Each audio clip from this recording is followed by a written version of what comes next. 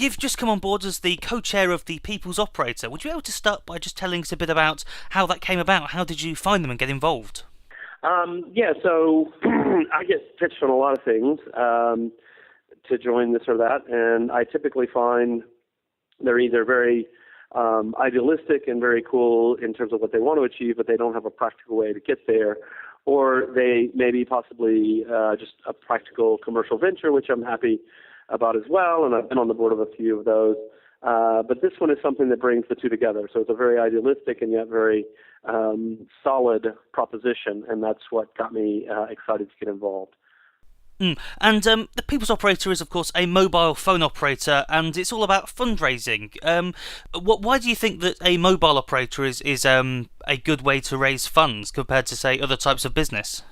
There's a few things that make it work. So first of all, it's a huge industry with a huge number of subscribers, a lot of money flowing through that industry, and in particular, a lot of advertising dollars, a lot of marketing budget. And that's really where this has to come from, is to say, let's take that marketing budget and instead of spending it on TV commercials, let's spending it donating to charity and allow the passion of our customers to carry the brand forward. And do you see the TPO growing to the size of, say, Vodafone or something like that, or do you see it as being a sort of niche activity? I mean, even if we remain somewhat niche, the amount of money that we can raise is astonishing. So I want to be as big as possible, but I'm not suggesting that we're going to become, Vodafone. So what's really interesting as well is that the People's Operator lets you choose what causes to support. Are you planning to look at this analytically as well? I'm just thinking you could get loads of interesting data about what causes people are drawn to, and are there any thoughts about sort of promoting causes which are perhaps less attractive, but also important? Yeah. Well, I mean, I think one of the things that we will do is, because we will have that segment of the market who is the type of people who do support causes and who are eager about these things, that we would definitely want to do a variety of things. So possible one-off campaigns. So if we know something like earthquake in Haiti, and if we have a database of people and we know that's the kind of cause they've supported in the past, to do a one-time ask to say, do you want to also contribute to this? So I think there is a lot of opportunity to sort of help people find different causes that they think are worthwhile. As co-chair, I understand that you're going to be taking sort of a wide-ranging role across the business. Have you given any thought to what you'd like to do on the sort of the non-charity stuff, the sort of bread and butter? I know a lot of mobile operators, for instance, have a reputation for being annoying to deal with. Have you any plans to make a nice customer experience, or have you given that any thought yet?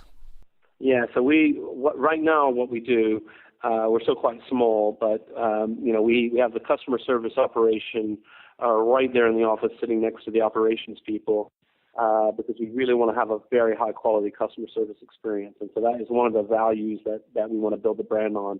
I mean, we're here to help people give money to a cause that they support, but we also have to have a rock solid offering, in the marketplace to make it work. And we actually all sit around and we say, actually, one of the reasons people might switch is inherently people are very unhappy about customer service in the mobile industry. And, that's a point of opportunity, I would say.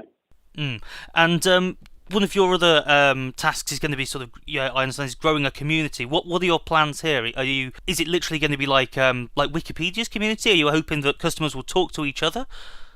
Yeah, exactly. So, I mean, one of the things that we've looked at is how to build these communities so that people, if you support a particular cause, how can we help you come together to recruit other people to support the same cause? And get more people onto the system so that you can have a bigger impact. So a lot of that has to do with making sure that people have all the digital tools that they need so they can reach out to their friends and so on. Yeah, and I understand the aspiration is to take TPO international. Yes, exactly. So we want to expand globally, really. And we'll be starting right now. We're starting talks with partners in the U.S. and Western Europe.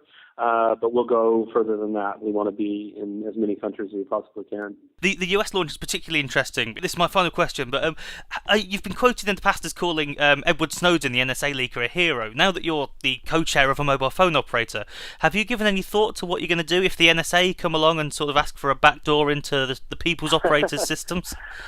Well, I mean, I will go ballistic, so they probably wouldn't do that. But no, I mean, as a virtual, so we're MVNO, mobile virtual network operator. So we partner with people with the infrastructure. So we have limited control over that aspect of things.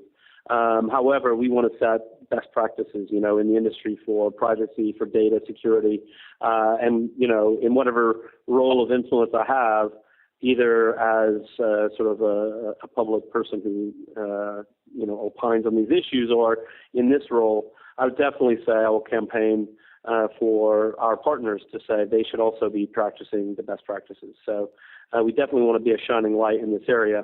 I can't promise, sort of total control of the whole pipeline.